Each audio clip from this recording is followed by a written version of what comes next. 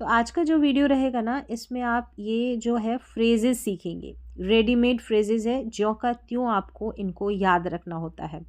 और ये जो फ्रेजेस है, इसको सीखने से जो आपकी इंग्लिश रहती है वो ज़्यादा नेचुरल, फ्लुएंट और इम्प्रेसिव लगती है।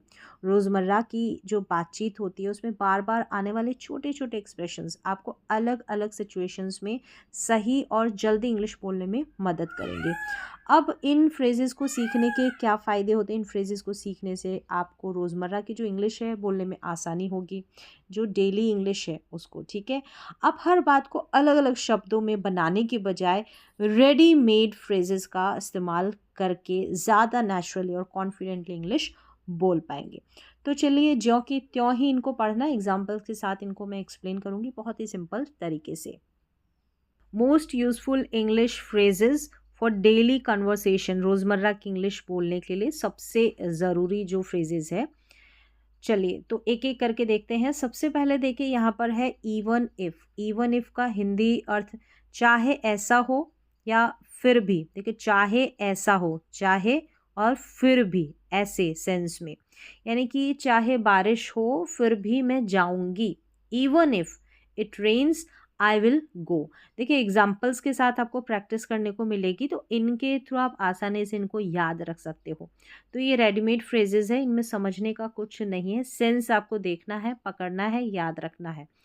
चाहे बारिश हो फिर भी मैं जाऊंगी, even if it rains I will go. फिर देखिए, चाहे वह व्यस्त हो फिर भी मैं उसे फ़ोन करूंगी। चाहे ऐसा हो फिर भी मैं तो ये करूंगा या करूंगी। Even if he is busy I will call him.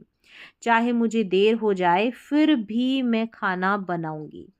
Even if I get late I will cook. देर हो जाएगी फिर भी मैं खाना बनाऊंगी। देर हो गई तो शायद मैं खाना ना बनाऊं, लेकिन मैं बनाऊंगी। चाहे ऐसा होगा फिर भी मैं ऐसा करूंगी। चाहे वह मना कर दे फिर भी मैं कोशिश करूंगी। Even if she says no I will try. चाहे मैं थकी हुई हूँ फिर भी मैं अपना काम पूरा करूंगी। Even if I am tired I will finish my work. तो आप स्ट्रक्चर के थ्रू बहुत आसानी से समझ पा रहे होंगे किस तरीके से इवन इफ का यूज़ किया जा रहा है। नेक्स्ट फ्रेज है हमारे पास एज इफ। जैसा कि सच में ऐसा हो। ये सेंस है इसका हिंदी में, जैसा कि सच में ही ऐसा हो, ऐसे सेंस में। जैसे कि वह ऐसे बात कर रहा है जैसा वह सब कुछ जानता हो कि सच में ऐसा हो, ठीक है, इस सिचुएशन के अनुसार। He talks as if he knows everything, यानी कि वह ऐसे बात कर रहा है जैसा वह सब कुछ, जैसे वह सब कुछ जानता हो। जैसे कि वो सच में ऐसा हो, मतलब वो सब कुछ जानता हो। तुम ऐसे क्यों देख रहे हो जैसे कुछ हुआ ही नहीं। ठीक है, जैसे कि सच में ऐसा हो, जैसे कुछ हुआ ही नहीं हो, ऐसा। Why are you looking as if nothing happened. Why are you looking, ठीक है, तुम ऐसे क्यों देख रहे हो। Why are you looking as if nothing happened. वह ऐसे दौड़ रही थी जैसे उसे बहुत देर हो गई हो। ठीक है, जैसे सच में ही ऐसे हो कि उसे बहुत देर हो गई हो, ऐसे सेंस में। She was running as if she was very late. She was running as if she was very late. तुम ऐसे व्यवहार कर रहे हो जैसे तुम मुझे जानते ही हो। सच में ऐसा है कि जैसे तुम जानते ही हो, ऐसे सेंस में। You are behaving as if you don't know me. जैसे तुम मुझे सच में जानते ही हो, नहीं है, जानते नहीं हो। ठीक है, ऐसे, मतलब ऑलरेडी जानता है। ठीक है, इसमें थोड़ा सा करेक्शन कर ले कि तुम ऐसे व्यवहार कर रहे हो जैसे तुम मुझे जानते ही नहीं। ठीक है, सच में जैसे जानते ही नहीं हो, ऐसा है। वह ऐसे हंस रहा था जैसे कोई मज़ेदार बात हुई हो, जैसे सच में कोई मज़ेदार बात हुई हो। तो he was laughing as if something funny had happened. ठीक है, तो एज इफ, जैसे कि, जैसे कि सच में ऐसा हो, ऐसे सेंस में, जैसे कि सच में ऐसे हो। नेक्स्ट देखें, एज दो। जैसे कि ऐसा ही हो, जैसे कि ऐसा ही हो, जैसे वह ऐसे बोल रहा है जैसे वह सब जानता हो। अब देखिए, यहाँ पर एज इफ का यूज करें या एज दो का, तो आपको यहाँ पर टोटल दोनों के जो एग्जाम्पल्स मिल रहे हैं ना, दोनों एग्जाम्पल्स में आप एज दो लगाओ या एज इफ लगाओ, हम चेंज करके लगा सकते हैं, सेम मीन ही ये देते हैं। जैसे वह ऐसे बोल रहा है जैसे वह सब जानता हो, ही इज स्पीकिंग एज दो ही नोज एवरीथिंग, वह ऐसे रो रही थी जैसे उसे बहुत दुख हुआ हो। शी वॉज क्राइंग एज दो शी वॉज वेरी सैड, वह ऐसे चल रहा था जैसे उसके पैर पे चोट लगी हो, जैसे सच में ऐसा हो। सेम वही है, एज इफ की जैसे है, बस यहाँ पर एग्जाम्पल्स अगर ना भी होते तो आप उनके थ्रू भी प्रैक्टिस कर सकते थे, लेकिन आपको और एग्जाम्पल्स जो है प्रैक्टिस के लिए मिल रहे हैं यहाँ पर। तो क्या है, ही वॉज वॉकिंग एज दो हिज लेग वॉज हर्ट, जैसे वह ऐसे चल रहा था जैसे उसके पैर में चोट लगी हो। तुम ऐसे चुप हो जैसे तुमने कुछ सुना ही नहीं हो, सच में जैसे कुछ नहीं सुना, ऐसे चुप हो, है ना। You are quite as though या as if you heard nothing, वह ऐसे व्यवहार कर रही है जैसे वह यहाँ की मालकिन हो, जैसे सच में ही मालकिन हो। She is behaving as though या she is behaving as if she owns the place. तो इस तरीके से एज इफ और एज दो, इन दोनों को हम रिप्लेस करके यूज कर सकते हैं। यहाँ पर देखिए नंबर 4 पर हमारे पास है बिकॉज ऑफ, किसी कारण की वजह बताने के लिए। जैसे बारिश होने की वजह से मैं बाहर नहीं गई, I didn't go outside because of the rain, traffic की वजह से मुझे देर हो गई, I got late because of the traffic, बीमारी की वजह से वह स्कूल नहीं गया, he didn't go to school because of illness, बिजली जाने की वजह से मैं काम नहीं कर पाई, I couldn't work because of the power cut, बारिश की वजह से मैच रद्द हो गया, the match was cancelled because of the rain. तो बिकॉज ऑफ का मतलब है किसी कारण की वजह बताने के लिए बिकॉज ऑफ यानी कि की वजह से। आगे बढ़ेंगे तो आगे है ड्यू टू, ड्यू टू किसी कारण की वजह से। देखिए यहाँ पर ड्यू टू और बिकॉज ऑफ दोनों का हम यूज़ जो है कर सकते हैं, रिप्लेस हम कर सकते हैं, लेकिन बस अगर थोड़ा सा फ़र्क देखें तो ये जो ड्यू टू है ना, ये थोड़ा फॉर्मल वे से इसका यूज़ हो जाता है। ठीक है, बारिश की वजह से ट्रेन देर से आई, the train arrived late due to the rain, थोड़ा ये फॉर्मल वे में इसका यूज़ हो जाता है। बाकी बिकॉज ऑफ द रेन, ठीक है, ऐसे भी यूज़ कर सकते हैं, कोई इशू नहीं है। ट्रैफिक की वजह से बस देर से आई, the bus was late due to traffic, खराब मौसम की वजह से उड़ान रद्द हो गई, the flights was cancelled due to bad weather. तो यहाँ पर देखिए ड्यू टू फॉर्मल वे में यूज़ किया गया है ना। बिजली समस्या की वजह से काम रुक गया, the work stopped due to a power problem, भारी बारिश की वजह से स्कूल बंद रहा। तो फॉर्मल वे में जब हमको की वजह से कारण बताना हो, इस सेंस में हम ड्यू टू का यूज़ कर सकते हैं। ठीक है, the school remained closed due to heavy rain. तो ये थोड़ा सा फ़र्क है, बाकी इंटरचेंज भी कर लेते हैं, जो फ़र्क है मैंने यहाँ पर आपको बता दिया। फिर है एज सून एज पॉसिबल, जितनी जल्दी हो सके। ठीक है, जितनी जल्दी हो सके, जैसे कृपया मुझे जितनी जल्दी हो सके फ़ोन करें, तुरंत जितनी जल्दी हो सके। तो please call me as soon as possible, यह काम जितनी जल्दी हो सके पूरा करो। Finish this work as soon as possible, मुझे जितनी जल्दी हो सके जवाब देना।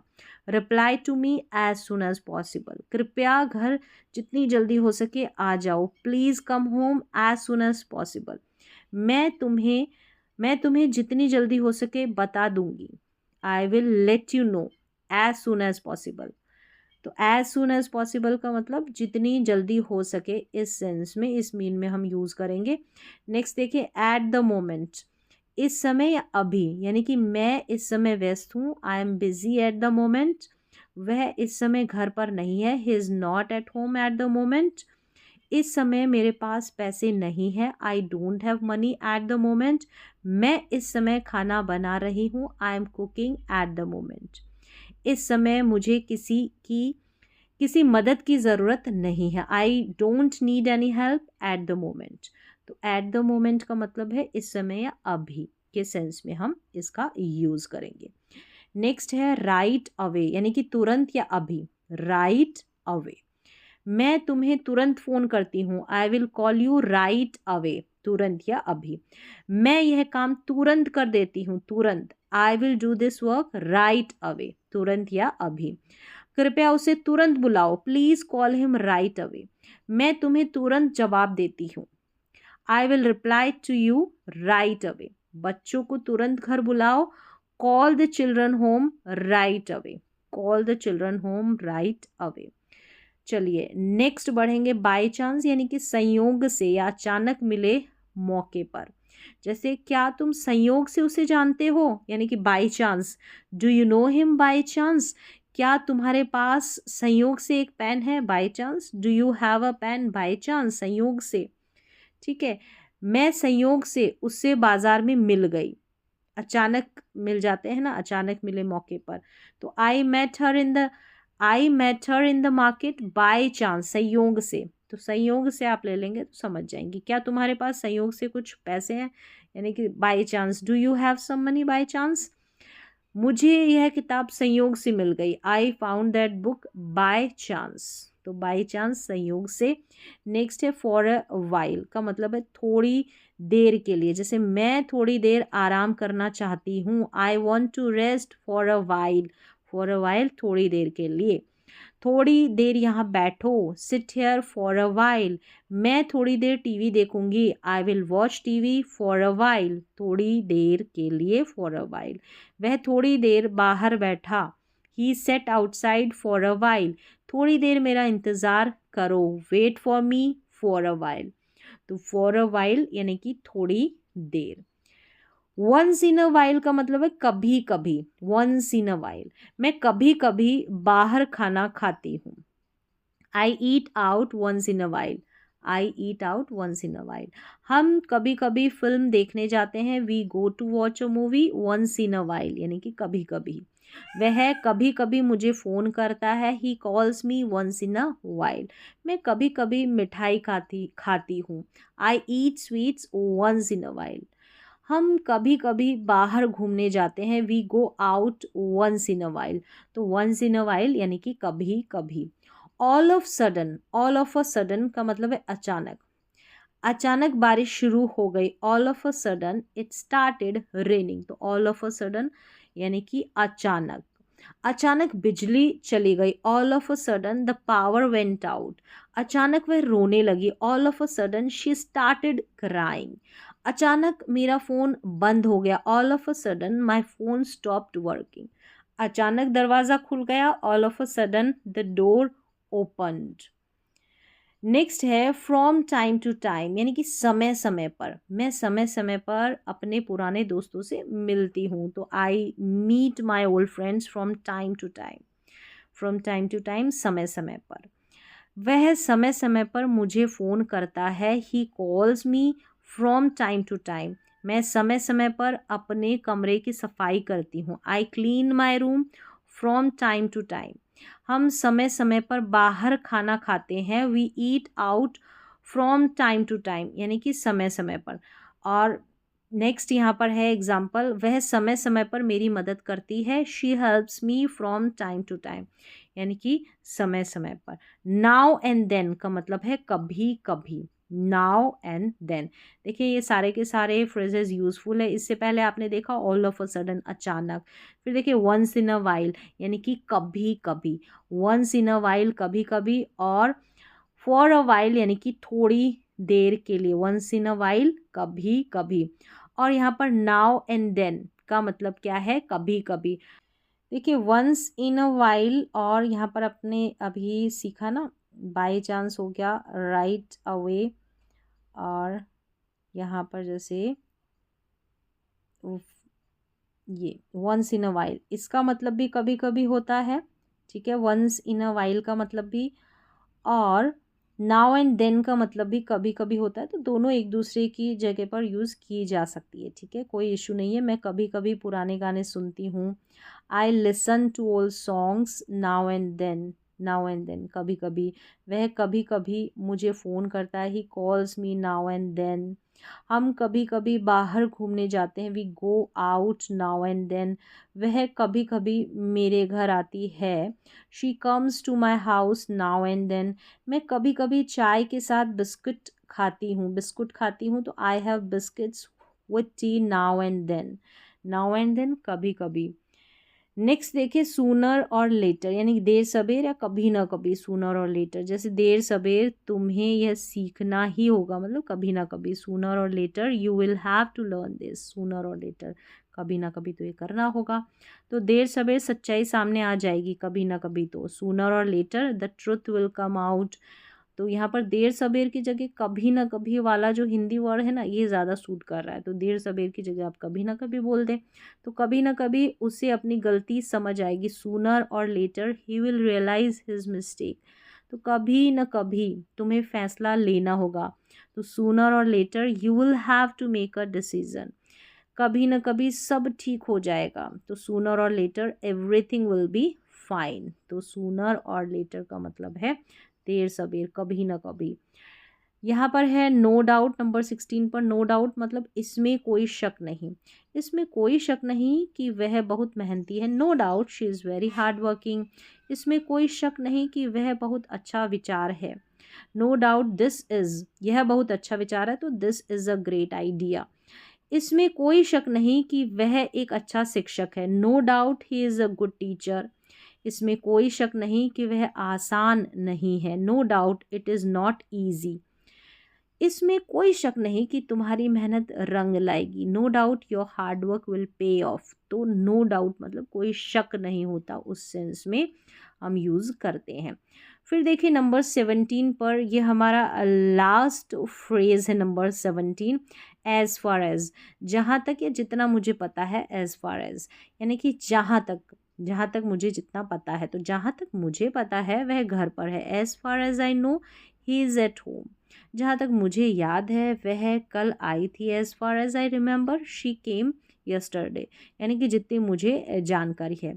जहाँ तक मेरी जानकारी है दुकान आज बंद है। As far as I know the shop is close today. ठीक है, as far as I know the shop is close today. जहाँ तक मैं समझती हूँ तुम्हारी बात सही है। As far as I understand you are right. जहाँ तक मेरा सवाल है मैं तैयार हूँ। As far as I am concern I am ready. तो ठीक है, मैं तैयार हूँ जहाँ तक मेरा सवाल है। तो आई एम कंसर्न या आई एम रेडी, इस तरीके से आप यूज़ कर सकते हैं। जहाँ तक मेरा सवाल है, as far as I am concern I am ready. तो इस तरीके से एज़ फार एज़ का यूज़ हो जाएगा। तो यहाँ पर जो है आपने सीखी जो फ्रेजेज़ है ये रेडीमेड है। ठीक है, ऐसे के ऐसे आपको याद रखनी होती है, ऐसे के ऐसे इनकी प्रैक्टिस करनी होती है। बहुत सारे एग्जाम्पल्स के साथ अगर आप प्रैक्टिस करते हैं तो आपको समझ में आने लगती है धीरे धीरे। एक दो एग्जाम्पल से शायद आपकी मेमोरी में फिट ना हो, लेकिन धीरे धीरे करके आप प्रैक्टिस करते हैं सेंटेंसेस के साथ तो आपको याद हो जाती है।